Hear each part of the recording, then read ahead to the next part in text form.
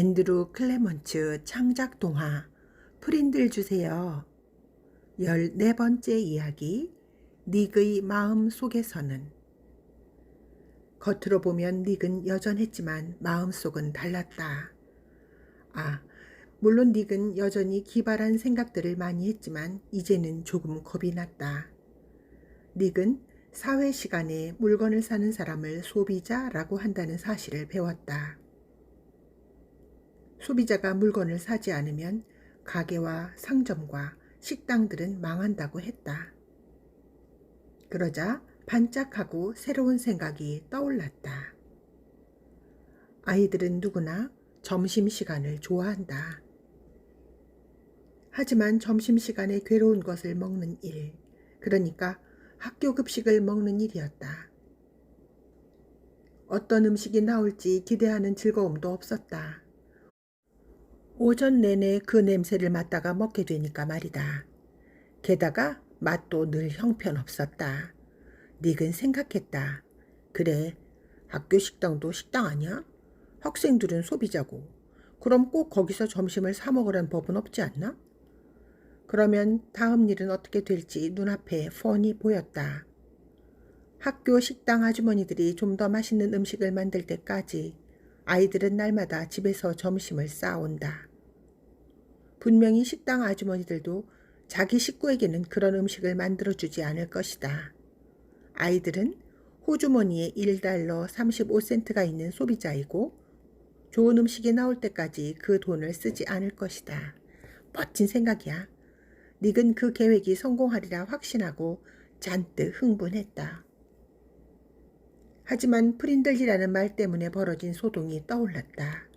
그 순간 흥분이 싹 가라앉았다. 아이들이 모두 점심을 사 먹지 않으면 얼마 안 있어 그것이 닉의 머리에서 나온 생각이란 사실이 알려질 게 뻔했다. 그러면 닉은 또 골치 아픈 일에 휘말릴 것이다. 그 사건이 신문에 실리고 교장 선생님이 부모님을 찾아오고 또 무슨 일이 생길지 몰랐다. 그래서 닉은 태어나서 처음으로 그 멋진 생각을 혼자서 간직했다.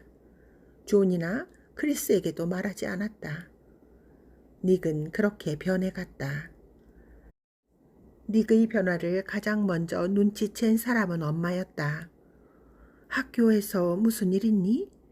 3월 초 어느 날 엄마는 이렇게 물었다. 닉은 의기소침하고 조금 슬퍼 보였다. 엄마는 그것이 못내 걱정스러웠다. 아니요, 잘 지내요. 친구들이랑 잘 지내니? 요즘은 친구들이랑 자주 어울리지 않는 것 같더구나. 정말이에요, 엄마. 잘 지내고 있어요. 지금은 겨울이잖아요. 다들 하키랑 야구를 하느라 바빠서 그래요. 그뿐이에요. 닉은 그렇게 말하고는 자기 방으로 들어가 문을 닫았다. 그레인저 선생님도 닉의 변화를 눈치챘다. 자기 눈을 똑바로 쳐다보면서 정말로 프린들이 없었어요 하고 말하던 그 똑똑한 개구쟁이는 이제 없었다. 니콜라스 앨런은 조용하고 조심성 많은 아이로 나날이 변해가고 있었다. 닉은 숙제도 꼬박꼬박 해오고 선생님이 시킬 때 말고는 발표도 안 하고 예전처럼 친구들과 떠들거나 큰 소리로 웃지도 않았다. 몇 달만 있으면 이번 학기도 끝날 텐데 그레인저 선생님이 닉을 도울 수 있는 일은 아무것도 없는 것 같았다. 5학년이 끝나갈 무렵 닉은 프린들 사건이 처음 시작되었을 때 그레인저 선생님이 자기를 불러 편지 겉봉에 이름을 쓰라고 했던 일이 생각났다. 닉은 게임이 끝났으니 곧 그 편지가 올 줄 알았다. 하지만 봄이 다가도록 아무 소식이 없자 선생님이 깜빡 잊은 게 틀림없다고 생각했다. 닉은 그 문제를 다시 들추는 게 두려웠지만 궁금해서 견딜 수가 없었다. 마침내 5학년 마지막 날 닉은 그레인저 선생님의 교실 문을 두드렸다. 선생님은 창문 아래에 있는 책장에 교과서를 정리하고 있었다. 선생님은 뒤도 돌아보지 않고 노래하듯 말했다. 들어와요. 닉이 꾸벅 인사했다. 안녕하세요, 선생님. 선생님은 일어나서 닉을 보았다. 오, 너로구나, 니콜라스. 들러줘서 고맙다. 그렇잖아도 할 이야기가 있었는데. 네가 직접 왔으니 편지는 보내지 않아도 되겠구나. 닉은 마른 침을 삼키고 말했다. 바로 그것 때문에 왔어요. 편지요. 선생님은 잠시 어리둥절해 하더니 생각났다는 듯이 말했다. 아, 그 편지? 그러고는 잠시 뜸을 들이다가 말했다. 프린들 사건이 완전히 끝나면 편지를 보내겠다고 했던 거 생각나니? 이 일은 아직 끝나지 않았어. 닉은 고개를 갸우뚱하며 물었다. 안 끝났다고요? 그럼 언제 끝나나요? 선생님은 웃으면서 말했다. 아, 나를 믿으렴. 그 일이 끝나면 너도 알게 될 거야. 그보다 오늘은 다른 이야기를 좀 하자. 선생님은 닉과 60cm쯤 떨어진 곳에 와서 섰다. 닉은 키가 많이 자라서 선생님과 거의 같은 높이에서 마주 보았다. 선생님의 눈빛은 예전처럼 쏘는 듯이 강렬했지만 조금 부드러워져 있었다. 요 몇 달 동안 무척 조용히 지내더구나. 너도 알다시피 네가 잘못한 건 아무것도 없어. 사건도 많고 말도 많았다는 거 안다. 너도 틀림없이 여러모로 힘든 나날을 보냈을 거야. 하지만 너는 멋진 생각을 해냈고 내 행동도 무척 자랑스럽단다. 대부분은 말이야. 닉은 어리둥절했지만 선생님은 계속해서 말했다. 니콜라스, 너는 앞으로도 훌륭한 일들을 할 거야. 난 네가 그러리라고 굳게 믿는다. 그러니까 조금 힘든 일이 있었다고 해서 입을 꾹 다물고 지내서는 안 돼. 선생님은 손을 내밀어 닉과 악수하고는 닉의 얼굴을 바라보았다. 선생님의 눈은 어느 때보다도 빛났다. 니콜라스 앨런, 너와 함께 지내서 즐거웠다. 이제 밖에 나가 여름방학을 신나게 보내야지. 앞으로도 너에 대해 놀라운 소식이 들리기를 기대하겠다. 선생님은 닉이 나가는 모습을 지켜보았다. 닉은 문 앞에서 돌아서서 말했다. 고맙습니다, 선생님. 선생님도 방학 잘 보내세요. 그러고는 빙그레 웃으며 말했다. 새 학기에는 잊지 말고 새 프린트를 사세요. 선생님과 잠깐 이야기를 나눈 덕분에 그리고 여름방학이라는 영양제 덕분에 닉은 원래 모습을 되찾았다. 닉은 자기가 새로운 말을 만들어냈다는 사실이 자랑스러웠고 돌이켜보니 그때 일어난 소동도 즐거웠다. 그 사소한 말 한마디 덕분에 5학년은 두고두고 기억에 남는 해가 된 것이다. 6학년에 올라가기 전에 닉은 원래 모습으로 돌아왔다. 중학교와 고등학교, 대학교 때도 줄곧 주위 사람들의 기대를 저버리지 않았다. 예를 들어 2년 뒤 웨스트필드의 학교 식당들은 적어도 일주일에 4번은 맛있는 음식을 내놓았다. 모두 닉이라는 소비자 덕분이었다. 뉴햄프셔주의 교육감은 이 작은 마을이 어떻게 뉴햄프셔주에서 가장 훌륭한 학교 급식을 하게 되었는지 알아보려고 특별 시차를 나오기도 했다. 고등학교에서도 닉의 모험담은 끝없이 이어졌다. 그런 것을 다 이야기하자면 끝도 없을 것이다. 닉이 5학년에 올라가면서 시작된 이 이야기는 10년 뒤에 끝이 난다.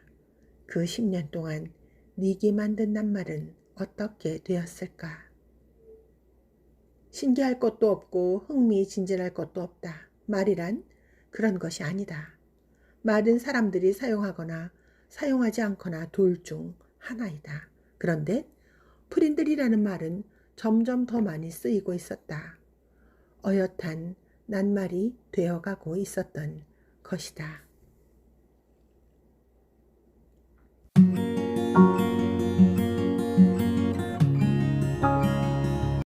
앤드루 클레먼트 창작 동화 프린들 주세요. 마지막 이야기 최후의 승자는 10년 뒤 닉 앨런은 대학교 3학년이 되었다. 그해 11월에 중요한 사건이 두 가지 있었다. 우선 닉이 21살이 되면서 아버지가 만들어둔 프린들 신탁 자금이 법적으로 닉의 것이 되었다. 닉은 어마어마한 부자가 되었다. 얼마나 부자인지 상상조차 할 수 없을 정도였다. 닉은 부모님에게 돈을 드리고 싶었지만 부모님은 돈이 필요하지도 않을 뿐더러 받고 싶지도 않다고 했다. 닉은 부모님에게 늘 여행을 하고 싶어 하시지 않았느냐면서 큰 생일 선물을 받은 셈 치고 여행을 다녀오시라고 했다. 그제야 부모님은 닉의 선물을 받았다. 닉은 형한테도 돈을 주고 싶었다. 하지만 제임스 형도 돈이 필요하지도 않고 받고 싶지도 않다고 했다. 그래서 닉은 형에게 2살 된 조카가 자라면 대학에 보내야 되지 않겠냐고 했다. 그리고 예전에 형이 야구 카드 모은 것을 몽땅 자기한테 주지 않았냐는 이야기도 했다. 그러자 형도 닉의 선물을 받았다. 그러고 나서 닉은 최신형 컴퓨터를 샀다. 게임 프로그램도 10개쯤 샀다. 산악용 자전거도 샀다. 그러고는 돈 문제는 깨끗이 잊어버리려고 애썼다. 그러기가 쉽지는 않았지만 닉은 자기가 부자라는 사실을 잊고 평소처럼 열심히 학교 공부에 매달렸다. 그해 가을의 두 번째 사건은 어느 날 닉의 아파트에 소포가 배달된 일이었다. 크고 묵직한 꾸러미. 바로 그레인저 선생님이 보낸 소포였다. 소포에는 3가지 물건이 들어있었다. 최신 개정판 웹서 대학사전, 사전 표지에 붙어있는 쪽지, 두툼한 흰 봉투. 흰 봉투를 뒤집어 보니 닉의 이름이 쓰여 있었다. 9월 어느 날 오후 수업이 끝난 뒤 그레인저 선생님 교실에서 그 봉투에 이름을 썼던 일이 생각났다. 벌써 10년 전 일이었다. 닉은 흰 봉투를 내려놓고 사전에 붙어있는 쪽지를 살며시 떼어냈다. 사랑하는 니콜라스에게 이 사전의 541쪽을 펴보아라. 닉은 가슴을 두근거리며 사전을 집어서 541쪽을 펴보았다. 541쪽 왼쪽 아랫부분에는 이렇게 쓰여 있었다. 프린들. 명사. 잉크로 글씨를 쓰거나 표시를 하는 데 쓰는 도구. 임의로 만든 신조어. 1987년 미국의 니콜라스 앨런이 처음 쓴 말. 참고 펜. 닉은 다시 쪽지를 보았다. 이 최신 사전은 내가 학생들에게 숙제할 때 쓰라고 추천하는 사전이다. 학생들에게 새로운 말이 어떻게 사전에 올라가게 되는지 설명할 때는 반드시 프린들이라는 낱말을 찾아보라고 하지. 우리의 작은 전쟁이 끝나면 너에게 보내기로 약속했던 편지를 함께 보낸다. 이것으로 전쟁은 끝났다. 너의 선생님 로렐라이 그레인저. 머릿속이 빙글빙글 도는 것 같았다. 닉은 떨리는 손으로 두툼한 흰 봉투를 뜯었다. 그러고는 10년 묵은 편지를 꺼내 읽기 시작했다. 니콜라스에게. 네가 이 편지를 읽고 있다면 프린들이라는 낱말이 사전에 올라간 거겠지? 축하한다. 사람은 해가 뜨는 것을 지켜볼 수는 있지만 그것을 늦추거나 막거나 거꾸로 되돌릴 수는 없는 법이다. 하지만 나는 그러려고 했지. 처음에는 나도 화가 났거든. 그건 사실이야. 펜이라는 낱말이 하찮은 것인 양 밀려나는 것이 못마땅했지.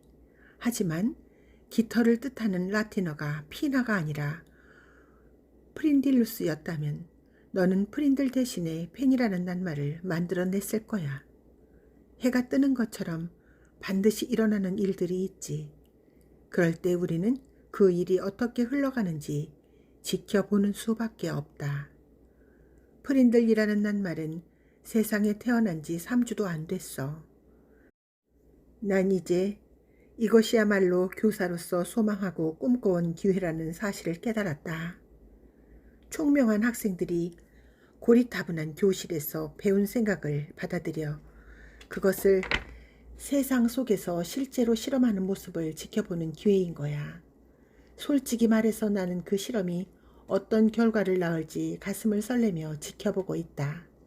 그걸 지켜보기 위해 지금 이 자리에 있는 거야. 하지만 이 드라마에서 내가 작은 역할을 맡아야 할 것 같구나. 그래서 악역을 선택했다. 근사한 이야기에는 반드시 악당이 등장하잖니. 언젠가는 너에게 용서를 빌 테니 너도 용서해 주길 바란다. 넌 생각하는 것을 좋아하지? 그럼 이것도 한번 생각해 보아라. 내가 처음 학생들을 가르치던 시절에는 달에 가본 사람도 없고 우주 왕복선도 없고 CNN 방송도 기상위성도 없었다. 비디오도 CD도 컴퓨터도 없었지. 세상은 끊임없이 변해왔어. 그래서 나는 영원히 변함없는 가치를 아이들에게 가르치려고 애써왔다. 너무나 많은 것들이 금방 낡은 것이 되고 말지. 하지만 언어는 아무리 오랜 세월이 흘러도 변함없이 중요한 것이란다. 언어는 누구에게나 필요하지. 생각하는데도, 글 쓰는데도, 꿈을 꾸는데도, 뭔가를 바라거나 기도하는데도 쓰이지. 그래서 나는 사전을 사랑한다. 사전은 쉽게 변하지 않아. 유용하기도 하고, 너도 이제 알겠지만 사전은 변화하고 성장하기도 하지. 다시 한번 축하한다. 그리고 별것 아니지만 선물도 함께 담았다. 그레인저. 닉은 선생님의 눈을 떠올리며 비로소 그 특별한 눈빛이 무엇을 뜻했는지 깨달았다. 꾀쟁이 선생님. 선생님은 그동안 줄곧 프린들을 응원하고 있었다. 프린들에 맞서 싸우면서 사실은 프린들을 도와주고 있었던 것이다. 하얀 봉투에는 길쭉하고 납작한 상자가 들어있었다. 닉은 봉투에서 상자를 꺼내 뚜껑을 열었다. 거기에는 10년 만에 보는 것이 들어있었다. 파란 뚜껑이 씌워진 낡은 밤색 만년필. 선생님이 가장 아끼던 것이었다. 그리고 만년필 뚜껑에는 조그맣게 접힌 쪽지가 꽂혀 있었다. 거기에도 글이 쓰여 있었다. 아주 짧은 글. 딱 한마디였다. 푸린들. 한 달쯤 뒤 큰 나무들과 작은 집들이 모여있는 웨스트필드의 오래된 동네에서 있었던 일이다. 크리스마스 날 아침 그레인저 선생님네 집의 초인종이 울렸다. 선생님이 문을 열어보니 아무도 없었다. 그런데 바람막이 덧문 안에 웬 상자가 놓여 있었다. 초록색 포장지에 쌓인 그 상자는 빨간 리본이 달려있고 한쪽 끝에 하얀 봉투가 붙어 있었다. 선생님은 웃으면서 허리를 구부려 상자를 집어들었다. 그러다가 문 옆에 있는 우편함에 편지가 꽂혀 있는 것을 보았다. 하얀 바탕에 빨간색과 파란색 줄무늬가 그려진 빠른 우편물이었다. 크리스마스 이브 날 늦지막이 배달된 것이 틀림없었다. 선생님은 덧문을 열고 우편함에서 편지를 뽑아들고는 덧문과 현관문을 닫고 몸을 흠칫 떨며 집 안으로 들어왔다. 선생님은 거실 소파에 앉았다. 빠른 우편물은 웨스트필드 교육청에서 온 것이었다. 중요한 편지처럼 보여서 그것부터 뜯어보았다. 그것은 교육감이 보낸 축하 편지였다. 선생님의 제자가 대학 장학금을 위한 기금으로 100만 달러를 기부했다는 소식이었다. 장학금의 이름은 로렐라이 그레인저 장학금이었다. 선생님은 착오가 생긴 게 틀림없다고 생각했다. 아니면 장난 편지이거나 100만 달러라고? 말도 안 돼. 선생님은 지금이라도 당장 교육감에게 전화를 걸어서 바로잡고 싶었다. 하지만 아무리 교육감이 선생님의 제자라 해도 지금은 크리스마스 아침이니까 하루 더 있다가 전화하기로 했다. 그래도 괜찮을 것이다. 게다가 옆에 놓여있는 소포가 빨리 리본을 풀어달라고 조르는 것 같았다.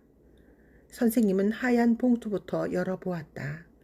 글씨가 삐뚤삐뚤 쓰여있는 조그만 크리스마스 카드였다. 5학년짜리 남학생의 글씨가 분명했다. 선생님은 맞춤법이 틀린 부분을 노려보다가 나직이 웃으며 고개를 저었다.